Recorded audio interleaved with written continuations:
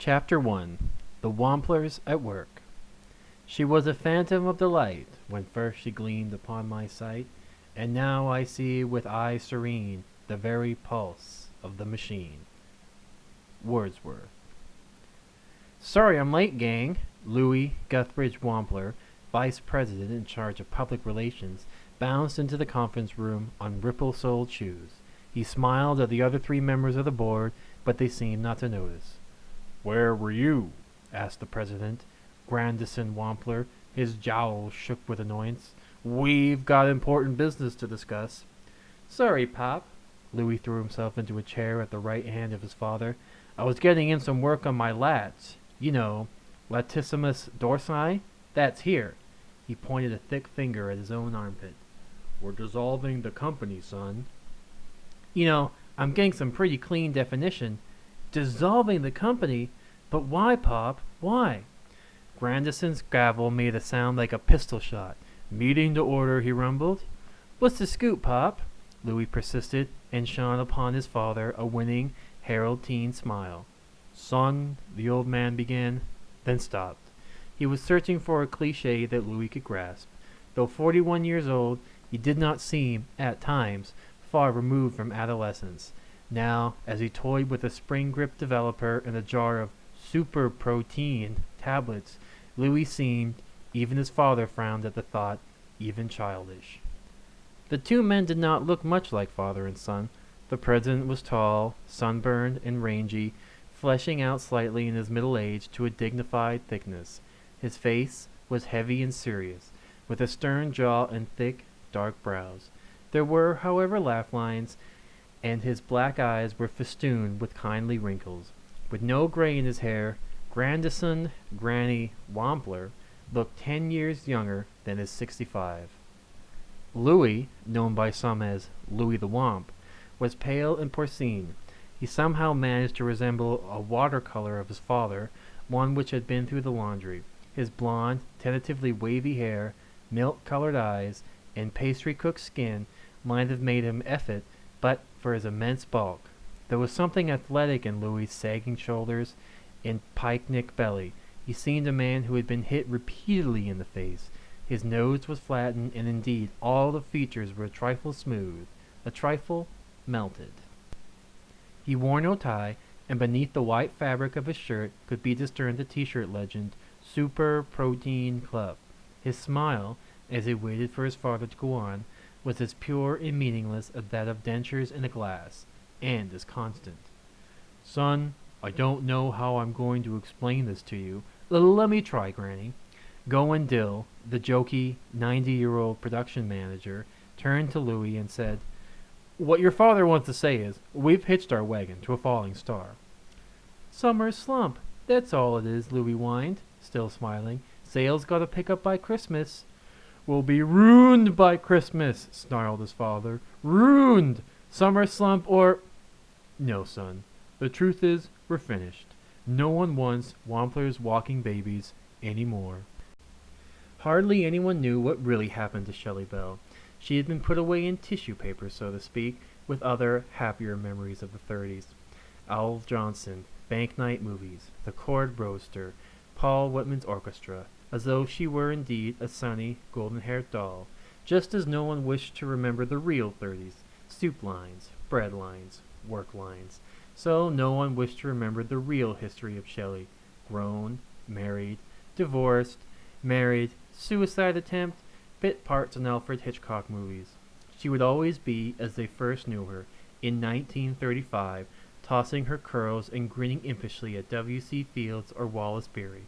All over America, housewives clutched their free dishes and gaped as this 35-year-old shrugged, tap-danced her way through the march of the wooden soldiers.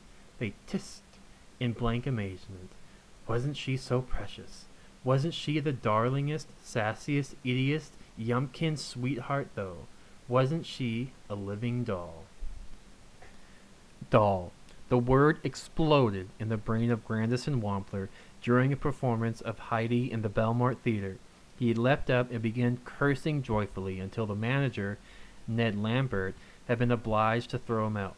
Granny didn't mind. He didn't even mind missing the Spino cash. What were $100 to him? He was bursting with $1 million plan. He went straight home and wrote in the center of a sheet of paper, "Dolls equals dollars." Why not make dolls of Shelley Bell right here in her hometown? And why not distribute them all over the nation? The world? He would, by God, make $1 million and put Milford on the map at the same time. There had been a few catches as time went on. He had already got production started when a court order enjoined him from the use of the name Shelley Bell. But Grandison had established his market. He did not need her name any longer. Soon, Wampler's Walking Babies became famous in their own right, and his fortune was assured. Even during the war he'd done well. The main plant he turned into howitzer shells, while the seamstress sewed canteen covers. The company had won 2 E awards. Louis had gone into the army and been decorated with the Quartermaster's Cross. It seemed he had bought more canteen covers than any other quartermaster. Father and son had been sorry to see the enemy give up so easily. In 1946, Wampler's Babies walked again, but not nearly so profitable. Sales kept slipping, as people forgot about the aging, alcoholic Shelley Bell. Now, 20 years later, the factory had come to a stop. As Goin Dill put it, with many winks and digs of his frail elbow, "Production has come to the end of the line, boys. I division is shut tight, not a head rolling off the assembly line. We might as well just take the remainder of our dolls and stuff them." "I know," said Grandison wearily. I know. He stared, bleary-eyed at the doll walking away from him. It had huge blue eyes and gold, stiff sausage curls. It wore a red, white, and blue pleated dress with silver spangles and a tiny pillbox hat. Its pink, dimpled knees were barely visible between the silver fringe of the skirt and the thick white boots with silver tassels. "Meow, meow, meow, meow, meow," it said. "Looks swell to me, Pop," said Louis loyally. He had caught his fist inside the jar of super protein tablets. It had not occurred to Louis not to reach into the jar with the spring grip developer in his hand. "I think it's a neat little product." "But it isn't wanted, son. Little girls don't want Wampler's Walking Babies anymore. They want Barbie dolls. Dolls they can dress up in fashions." His voice grew thick with fury, and he flushed purple beneath his sunburn. "Dolls that can't walk a single step." "Gee, Pop, that's keen. Why don't we build a doll they can dress up?" "Because we don't know the first thing about fashion, that's why. Mrs. Lumsey's seamstress can't sew anything but spangles and pleats." "And canteen covers," cracked Dill, shooting his cuffs. No one was smiling. Grandison stared at the walking doll, looking as if he wanted to cry, but he was just too strong. Louis was staring, mystified at his entrapped hand. Molly, the chairman, was sliding down in his chair, preparing to sleep. "Send this company to camp," ventured Dill. No response. "Ah, well," he sighed. "Let's put on our thinking caps." The doll, still mewing, walked off the end of the table. There came a crack of a gutta-percha face against the floor. "The end of a great era," the president muttered hoarsely. They thought. Louis had a hard time concentrating. He wanted to be outside doing some road work, or just getting a tan. He wanted to study up on his karate. He wanted to get home to see if that new book had come in the mail. 17 New Ways to Kill a Man with Your Bare Hands, and the book on sumo wrestling.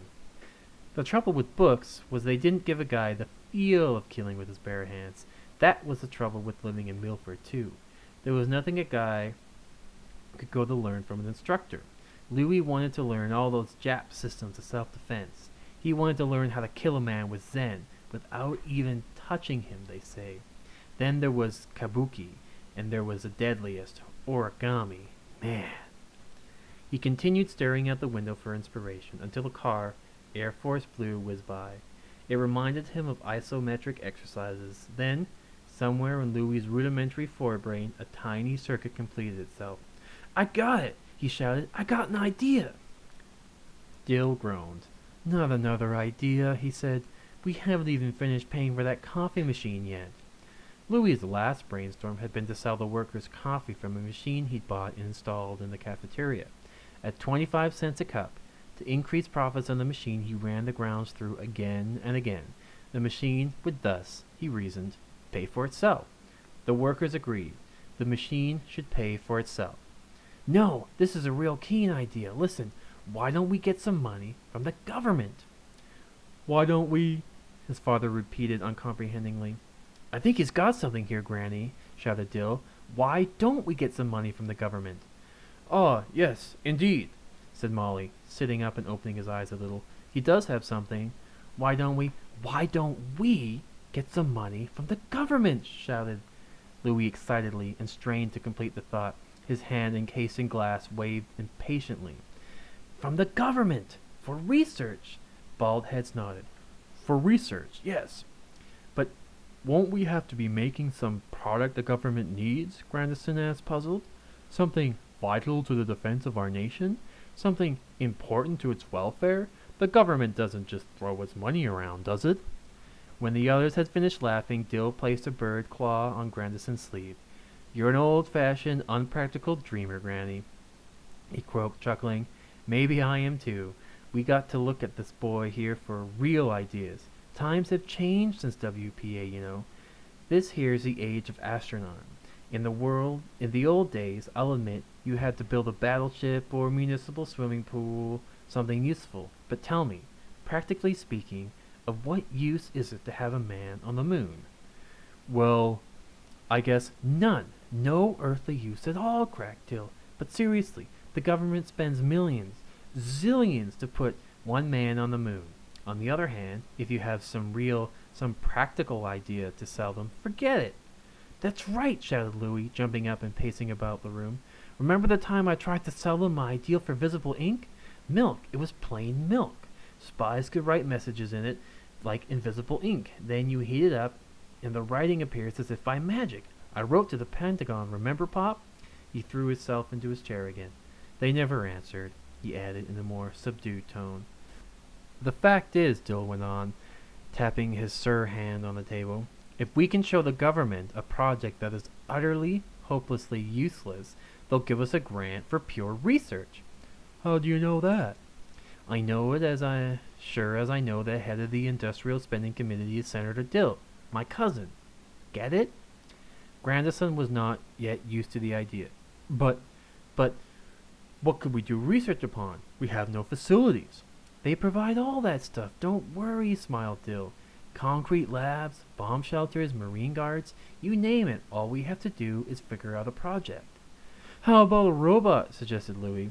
No money in it, Dill snapped. We need something which sounds easy so that the rest of the committee can't object to it, but which is so hard in practice that we can spend years on it. Like a bigger, faster plane. How about a robot, though? Louis put forth. Ignoring the frantic waving of the jar under his nose, Molly said, Now, why don't we build a machine that can reproduce itself? I was reading about an idea like that in Life just the other day. A self-reproducing machine. Sure, sounds easy enough, doesn't it? But what is it good for? Grandison asked. Besides making duplicates of itself, what is its function? A robot, declared Louis softly, could instruct me in hand-to-hand kabuki. You still don't understand, Granny, Dill said, with a patronizing shake of his head. It isn't good for anything. That's exactly what the government wants. What we want. I suppose you're right, said Grandison. He sighed. It seems so dishonest. We'll be creating thousands of new jobs for scientists, marine guards, government clerks to keep us on file. I know, but will we make money? The president snapped. Millions. They voted at once. The vote was aye all around the table to Louis. I guess, he muttered, but hey, Pop, how about a robot, though, huh? How about... Grandison reached over and cracked the jar with his gavel. The spring-grip device leapt out and scattered glass and brown pillows and releasing the thick fingers of Louis the Wand from captivity. Motion carried.